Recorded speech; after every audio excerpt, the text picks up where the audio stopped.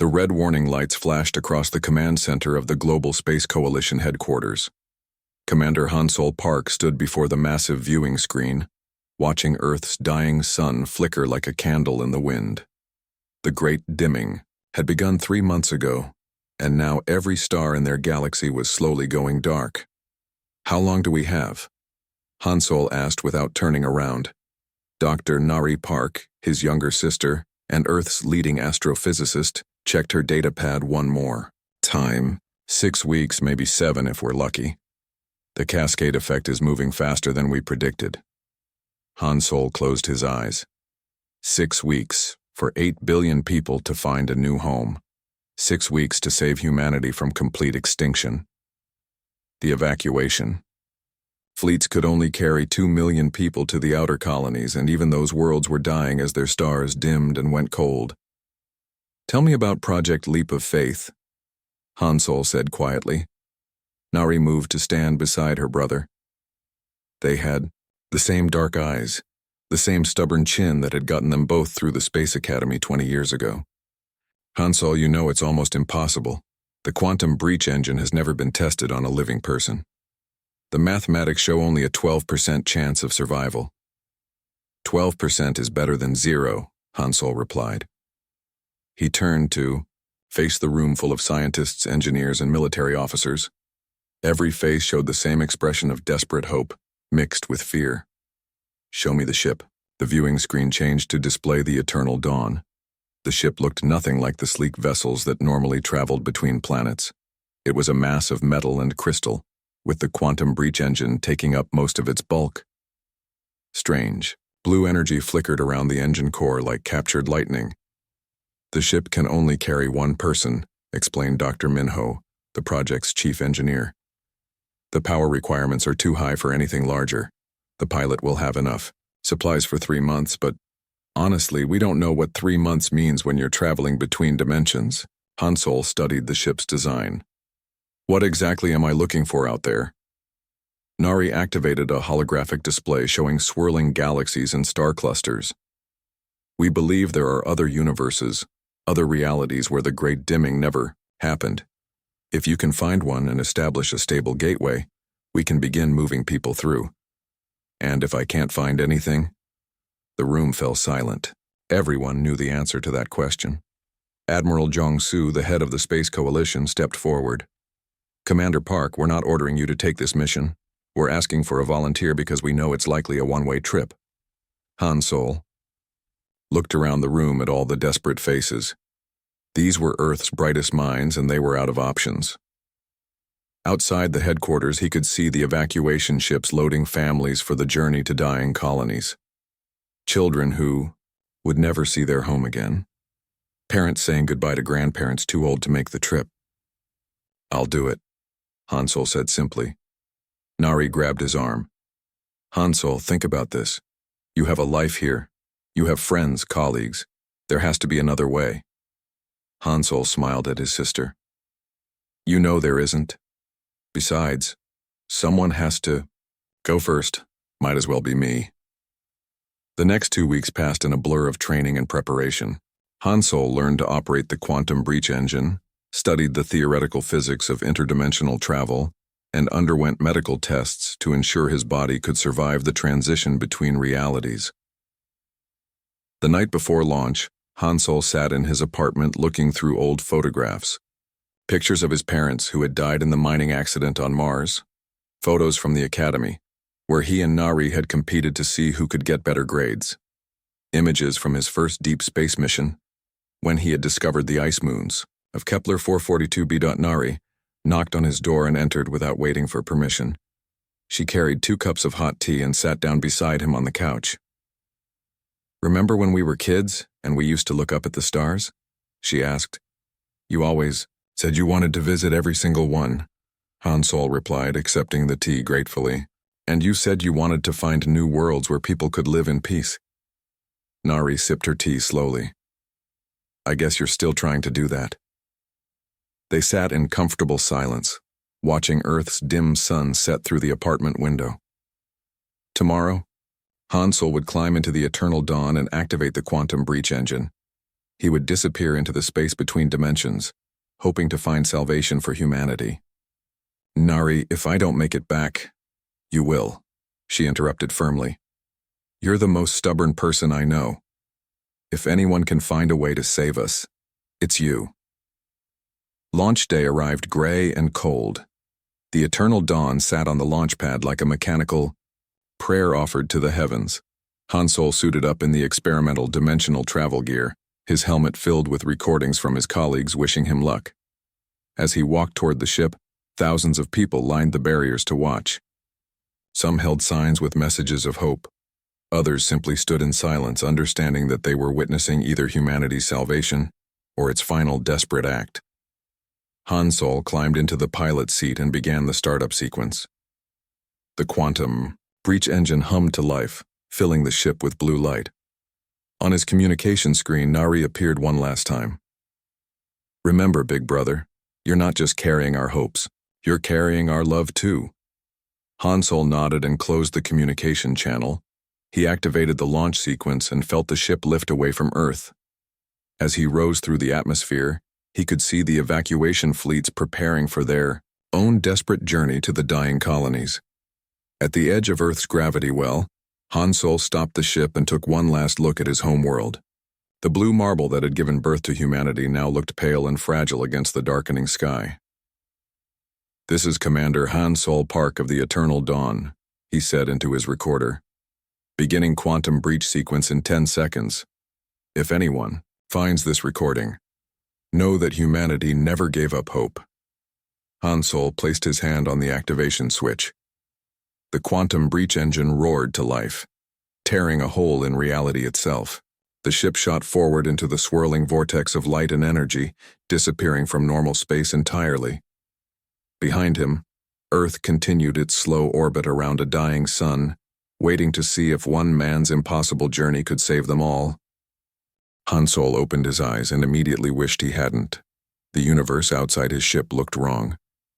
Instead of the familiar black of space dotted with stars, he saw swirling colors that hurt to look at directly. Purple and green lights twisted together like living things, while patches of absolute darkness seemed to move and breathe. His ship's instruments were going crazy.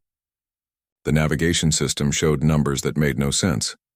According to the computer, he was moving at impossible speeds while standing perfectly still. The time display flickered between minutes and centuries.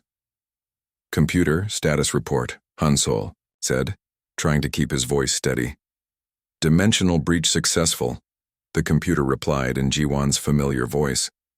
Dr. Jiwan had recorded all the ship's responses before the launch, wanting to give Han Solo something friendly to listen to during the long journey. "Warning.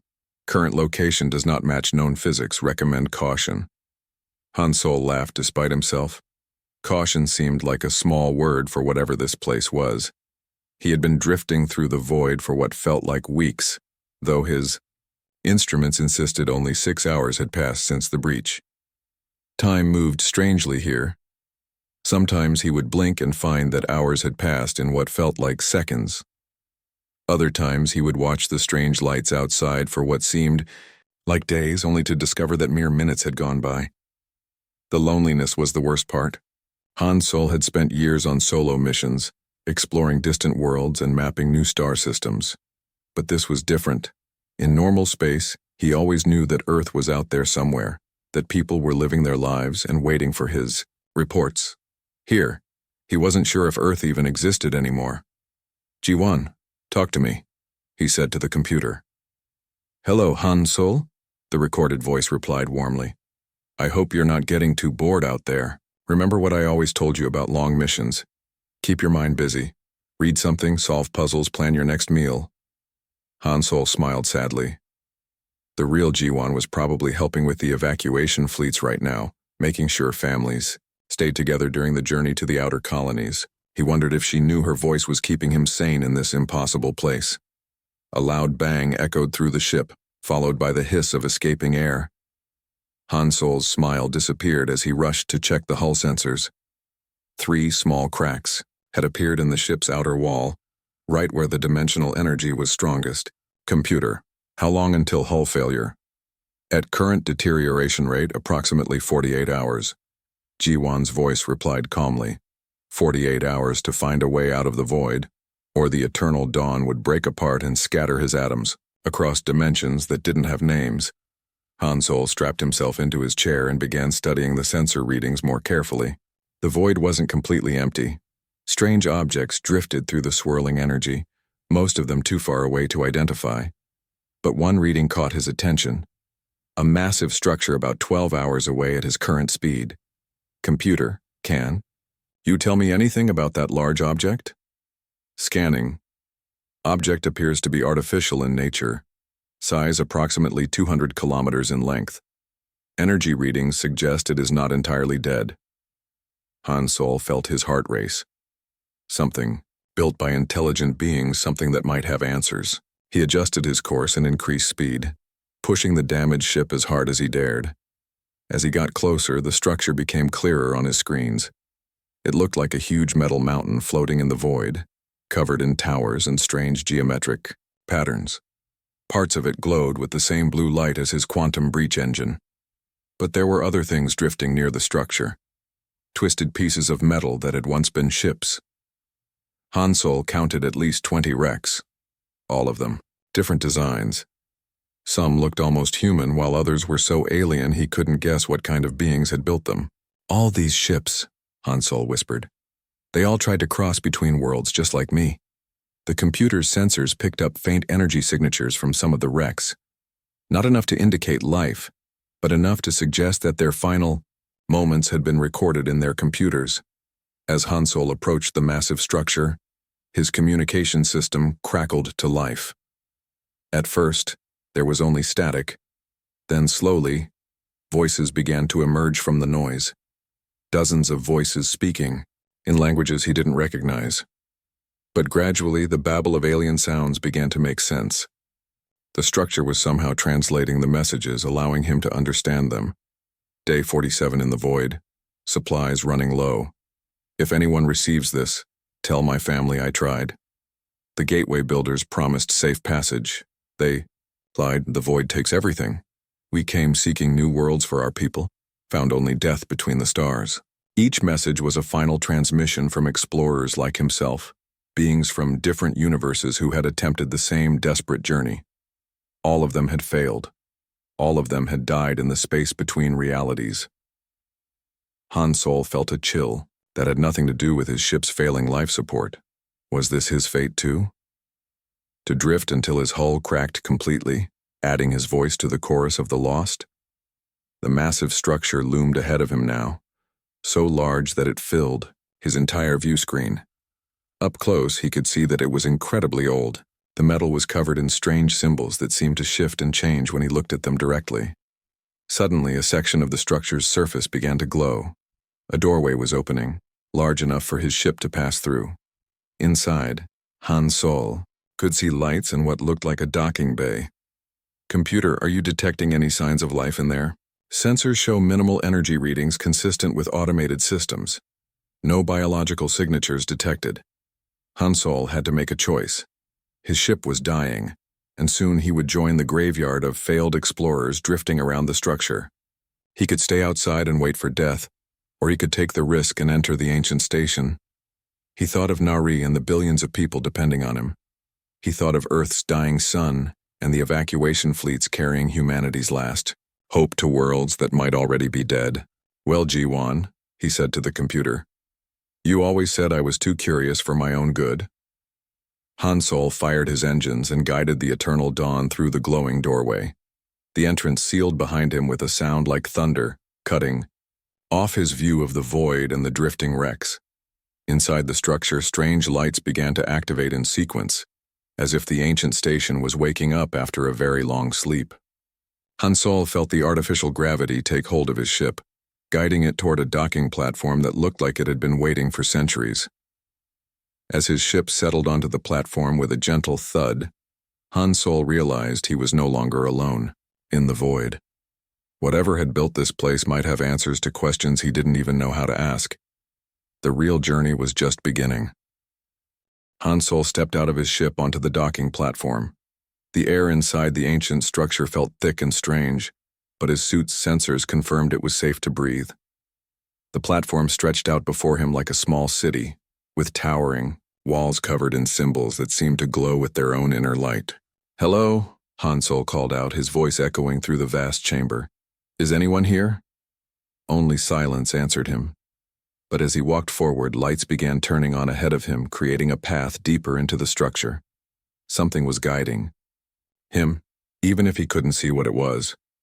The corridor he entered was enormous, built for beings much larger than humans. The ceiling disappeared into darkness above him, and the walls were covered with moving pictures that told stories he couldn't understand. Ships flying between stars, great cities floating in space, and creatures of many different shapes working together. "Computer, can you analyze these images?" Hansol asked. Scanning. The images appear to show the history of multiple civilizations. Technology level is far beyond current human capabilities, Jiwan's recorded voice replied. As Hansol walked deeper into the structure, he began to notice something strange about the moving pictures. They were changing, becoming simpler as if trying to communicate with him. The complex alien symbols gradually shifted into basic shapes and numbers. After what felt like hours of walking, Hansol reached a circular chamber at the heart of the structure. In the center stood a pillar of crystal that pulsed with blue light. As he approached it, the pillar began to speak. At first, the words were in the same alien language he had heard from the failed expeditions. But slowly, just like the pictures in the corridor, the sounds changed until he could understand them. "Welcome, young traveler," the voice said. It sounded tired and very old. "I am the last keeper of the gateway station. You may call me Ho-Jin, if that name brings you comfort." Hansol's heart jumped. Ho-Jin had been his best friend in childhood, before the boy had died in the same mining accident that killed Hansol's parents. "How do you know that name?" "I read your memories as you walked through my halls," Ho-Jin replied. "It is how I learned your language. I chose a name that would make you feel less alone." "What is this place?" Hansol asked. The chamber around them began to change. The walls became transparent, showing the void outside and the drifting wrecks of failed expeditions. Then the view shifted to show other scenes: vast cities, beautiful worlds, and beings of incredible diversity. "This station was built by my creators, the Wanderers," Ho-Jin explained. "They were the first to master travel between universes. They built gateways like this one throughout the void, connecting countless realities. Where are they now?" The images on the walls changed to show worlds burning, stars going dark, and civilizations destroying themselves. They learned that opening paths between universes comes with a terrible price. Some beings use the gateways to conquer and destroy. Others bring diseases and ideas that poison entire realities. My creators decided that the risk was too great. Hansol felt his hope beginning to fade. "So they closed all the gateways?" "Not all," Ho-Jin said. "They sealed most of them, but left a few active for those who might prove worthy. Each gateway is guarded by a keeper like me. We test those who seek passage to see if they understand the responsibility that comes with such power." The crystal pillar began to glow brighter. "You have come seeking salvation for your people, but can you prove that humanity deserves access to the paths between worlds?" "How?" Hansol asked. 3 doorways appeared in the chamber walls, each one glowing with a different color. Above the first door, symbols appeared that Hansol somehow understood meant wisdom. The second door was marked courage, and the third showed the symbol for sacrifice. "You must pass through 3 trials," Ho-Jin explained. "Each will test a different aspect of your character. Only by succeeding in all 3 can you prove that humanity is ready for the responsibility of interdimensional travel." Hansol looked at the 3 doors. He thought of Earth's dying sun and the billions of people depending on him. "What happens if I fail?" "Then you will join the others who drift in the void, and your universe will face its fate alone." Hansol walked to the first door marked Wisdom. As he stepped through, the chamber changed around him. He found himself standing in what looked like Earth's Global Space Coalition headquarters. But everything was wrong. The people working there had cruel faces, and the screens showed ships attacking peaceful worlds instead of exploring them. This is one possible future for humanity, Ho-Jin's voice said. If your people gain access to other universes, they might become conquerors instead of explorers. How do you prevent this? Hansol watched the scenes playing out around him. He saw human soldiers enslaving alien populations and strip-mining beautiful worlds. Education, he said finally. We teach our children that exploration means learning from others, not controlling them. We make laws that protect the beings we meet, even if they're different from us. The dark vision faded, and Hansol found himself back in the crystal chamber. The first door sealed itself.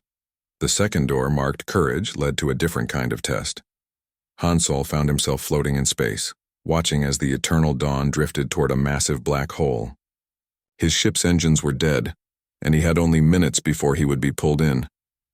You could escape, Ho-Jin's voice said, but only by abandoning your mission. Your ship has enough power to return to the void, but not enough to continue searching for a new universe. Do you save yourself, or do you keep trying to save your people?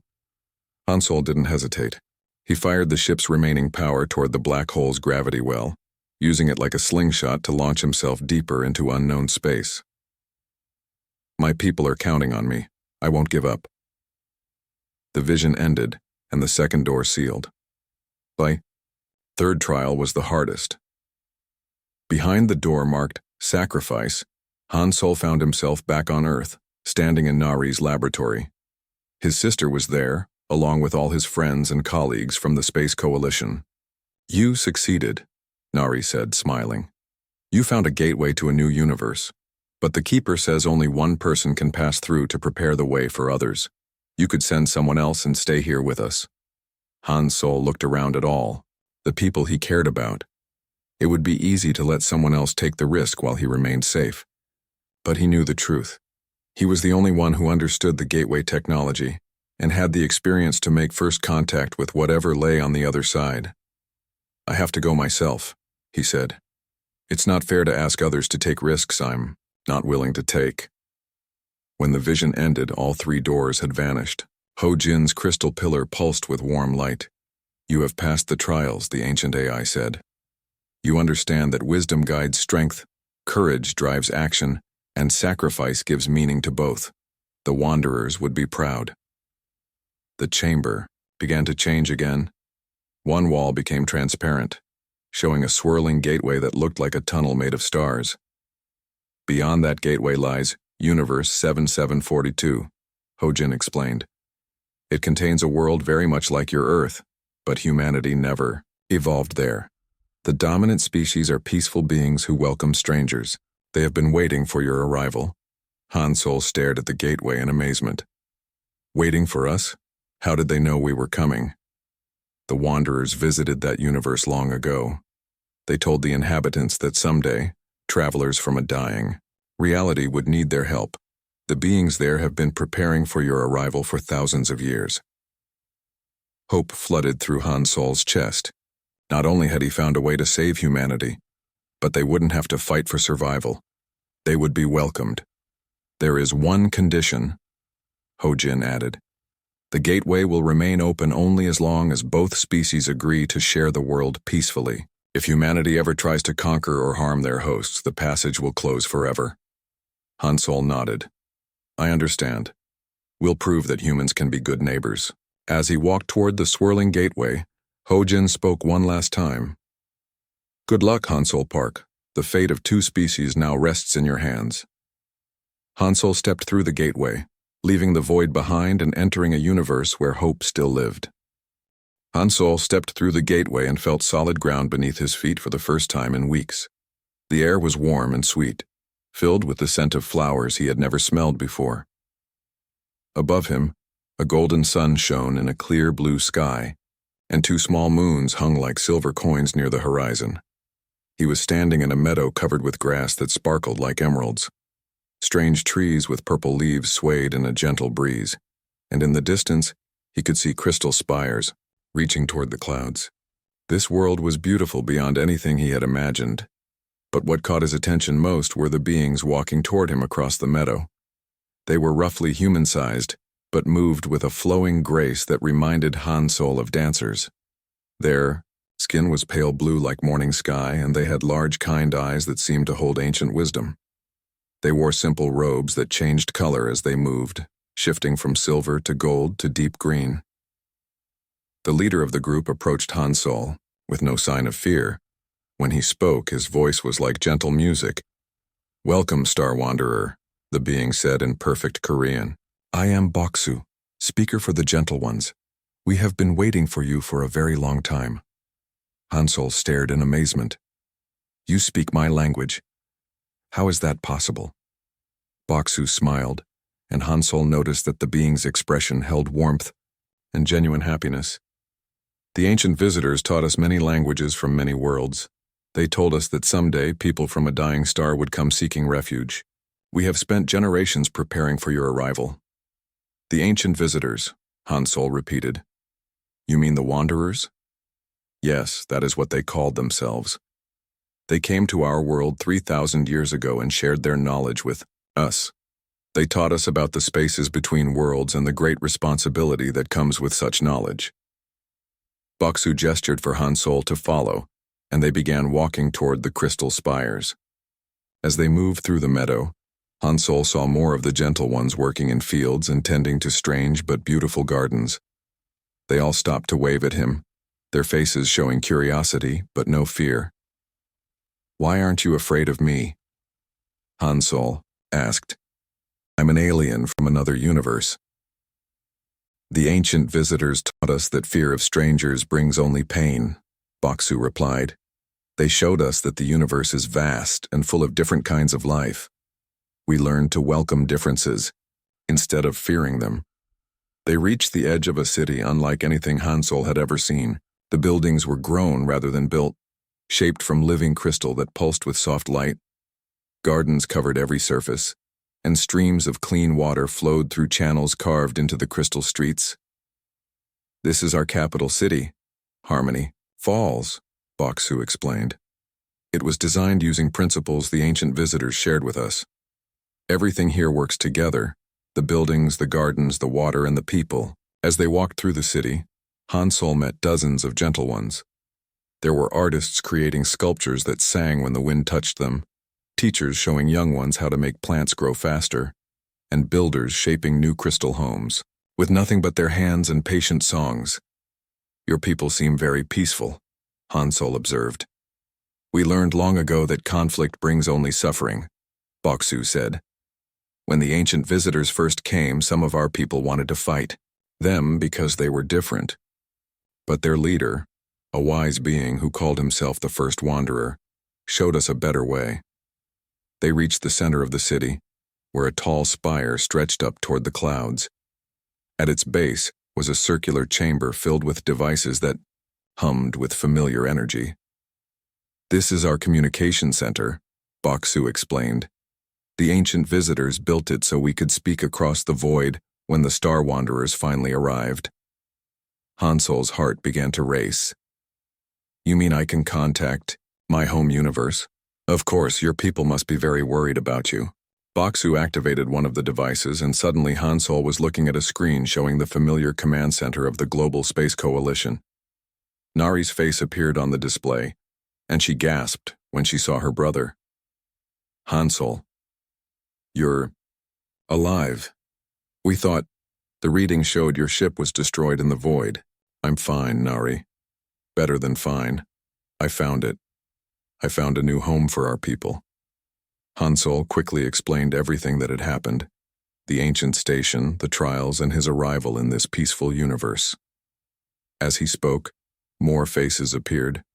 On the screen, Admiral Jongsu, Dr. Minho Jiwon, and dozens of other colleagues crowded around to listen. "Are you certain these beings can be trusted?" Admiral Jongsu asked. Before Hansol could answer, Boksu stepped into view of the camera. "Greetings, people of the dying star. I am Boksu of the Gentle Ones. We offer you welcome to our world, not as conquerors or refugees, but as new neighbors and friends." "What do you want in return?" Nari asked carefully. "Only friendship and the sharing of knowledge," Boksu replied. The ancient visitors taught us that wisdom grows when it is shared between different peoples. Your species has learned things that ours has not, just as we have learned things that yours has not. Hansol spent the next several hours in detailed discussions with both the coalition leaders and the gentle ones. They talked about how many humans could be transported, where they would live, and how the two species would share the world peacefully. The gentle ones had already prepared vast areas for human settlement, guided by the knowledge the wanderers had shared about human needs. They had grown cities with the right gravity and atmosphere, created farmland suitable for earth crops, and even prepared schools where human children and gentle ones could learn together. There is one thing we must discuss, Baksu said as the conversations continued. The ancient visitors warned us that not all species handle the gift of interdimensional travel well. Some become conquerors who spread pain across many worlds. What are you saying? Admiral Jiangsu asked. We welcome your people with open arms, Baksu continued. But the gateway will remain open only as long as both our species agree to share this world in peace. If humanity ever chooses the path of conquest over cooperation, the passage will close forever. Hansol looked around at the beautiful city, at the gentle beings who had spent thousands of years preparing to help strangers from another universe, and at the screens showing his desperate colleagues back on dying Earth. We accept those terms, he said firmly. Humanity will prove that we can be worthy neighbors. Nari smiled through tears of relief. How soon can we begin the evacuation? The gateway is stable now, Hansol replied, but we'll need to move carefully. Small groups at first to make sure everything works properly. Over the following days, Hansol worked with both species to plan humanity's greatest migration. The gentle ones showed him the cities they had prepared, the farms that could feed millions, and the schools where human and gentle one children would learn from each other. But the most amazing discovery came when Baksu led him to a hidden chamber beneath the crystal spire. The ancient visitors left one more gift, Baksu explained. Inside the chamber, Hansol found a massive map showing the entire multiverse. Hundreds of gateways were marked on it, leading to worlds throughout countless universes. Someday, when both our species are ready, Baksu said, we can explore together. The ancient visitors believed that the greatest discoveries come when different peoples work as one. Hansol stared at the map in wonder. He had come seeking salvation for humanity and found something far greater, a partnership that could open infinite possibilities. As he stood there surrounded by new friends planning for a future beyond anything he had imagined, Hansol realized that his desperate journey through the void had been just the beginning. The real adventure was about to start. 3 months later, Hansol stood at the gateway watching the first group of human colonists step through into their new world. Children stumbled out first, their eyes wide with wonder at the golden sun and purple leaf trees. Behind them came their parents carrying everything they owned in simple bags, hope and fear mixing on their faces. Welcome to New Eden, Hansol said, using the name the humans and gentle ones had chosen together for their shared world. Nari was among the first arrivals, along with Dr. Minho and several other scientists. She hugged her brother tightly before turning to stare at the crystal city stretching out before them. It's even more beautiful than the pictures you sent, she whispered. Baksu approached the group of new arrivals with several other gentle ones. In the months since Hansol's arrival, the speaker had become like a brother to him. The two had worked together to plan every detail of humanity's migration. Greetings, new neighbors, Baksu said in careful English.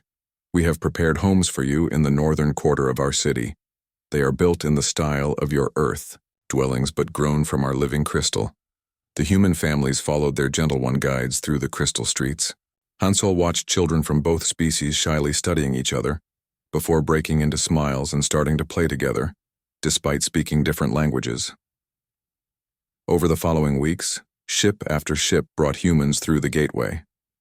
The evacuation fleets had reached the outer colonies just as those worlds began dying, and now every human survivor was making the journey to New Eden. Hansol worked 18 hours a day coordinating the arrival of families, setting up temporary shelters and helping people find their place in this strange new world. But the real work was being done by ordinary humans and Gentle Ones who were learning to live together.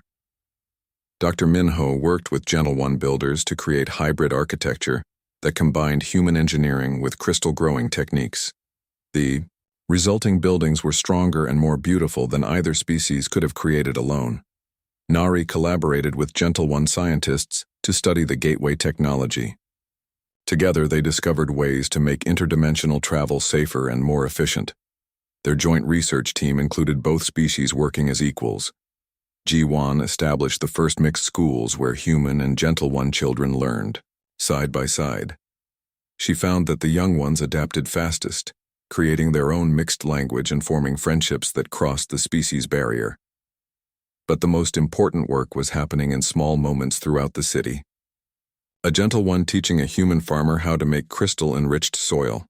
A human doctor learning Gentle One healing songs that actually helped plants grow.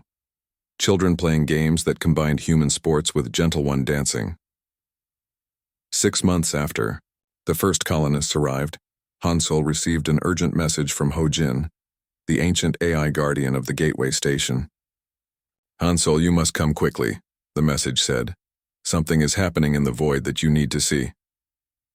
Hansol made the journey back through the gateway to the ancient station. When he arrived, Ho Jin's crystal pillar was pulsing with excited energy. "Look at the sensor readings," Ho Jin said, displaying information on the chamber walls. "Other gateways throughout the void are beginning to activate. Your success here has sent ripples across the multiverse." Hansol studied the readings in amazement. What does that mean? It means that other species are beginning to attempt interdimensional travel again. The example of humanity and the Gentle Ones working together has given hope to civilizations that had given up on finding help for their dying worlds. Over the following days, the ancient station detected dozens of ships entering the void from different universes. Most were destroyed by the dimensional forces, just like the wrecks Hansol had seen on his first journey. But a few managed to reach other gateway stations. "They're following our path," Hansol realized. "Other species are trying to save their people the same way we did." "Yes," Ho Jin confirmed, "and some of them are succeeding. The keepers at other stations are beginning to activate their gateways for worthy species." Hansol returned to New Eden with incredible news. The success of the human Gentle One partnership was inspiring hope throughout the multiverse. But this also brought new responsibilities. At a joint council meeting between humans and Gentle Ones, the two species made a historic decision. They would help other refugee species find new homes, just as the Gentle Ones had helped humanity. "We have room on our world for more people," Baksu announced, "and we have learned much about helping strangers become neighbors." Nari stood to address the council. "More importantly, we've learned that different species can accomplish more together than either could alone. We should share that knowledge." Council voted unanimously to establish New Eden as a welcoming center for interdimensional refugees. They began preparing additional cities and farmland, not just for humans and Gentle Ones, but for other species that might need help. The first group of alien refugees arrived 2 months later. They were called the Singers, tall beings with voices that could heal injuries and make plants grow faster. Their world had been destroyed by a cosmic storm, and only a few thousand had survived the journey through the void. Hansol watched as human, Gentle One, and Singer children played together in the crystal gardens. Each species had different abilities, but together they created art and music that none could have imagined alone. Within a year, New Eden had become home to 7 different species. The Crystal City expanded into a magnificent metropolis where beings of all shapes and sizes worked together to build something beautiful. But Hansol's greatest pride came from watching the next generation of explorers prepare for their own journeys. Yunji was a young woman who had arrived as a child in the second wave of colonists. She had grown up speaking 3 languages and playing with children from 4 different species. Now she was training to pilot humanity's second interdimensional ship. "Where? Will you go first?" Hansol asked as he watched her study star charts of unexplored universes. "Universe 9831, Yunji replied. "Our sensors show it contains a species called the Builders, who have been trapped on dying worlds for centuries. They've been sending distress signals across the void for 50 years. Hansol smiled. The young woman reminded him of himself before his desperate journey through the void. But she was starting with advantages he had never had: knowledge, allies, and the certainty that she was part of something larger than herself. "Remember," Hansol said, "you're not just rescuing another species. You're building bridges between worlds." As Yunji's ship disappeared through the gateway, Hansol stood with Boksu watching New Eden's sunset paint the crystal spires in shades of gold and red. Children from 7 different species ran laughing through the gardens while their parents worked together on projects that would have been impossible for any single civilization. "Do you ever regret leaving your home universe?" Boksu asked. Hansol thought about Earth's dying sun and the desperate mission that had brought him here. "I thought I was running away from the end of the world," he said. "But I was actually running toward the beginning of something incredible." In the distance, another ship was approaching the gateway, more refugees seeking hope. More species ready to learn that cooperation was stronger than conquest. Hansol had set out to save humanity from impossible odds. Instead, he had helped create a community that was showing the entire multiverse a better way to live. The bridge between worlds was complete, and it would never stop growing.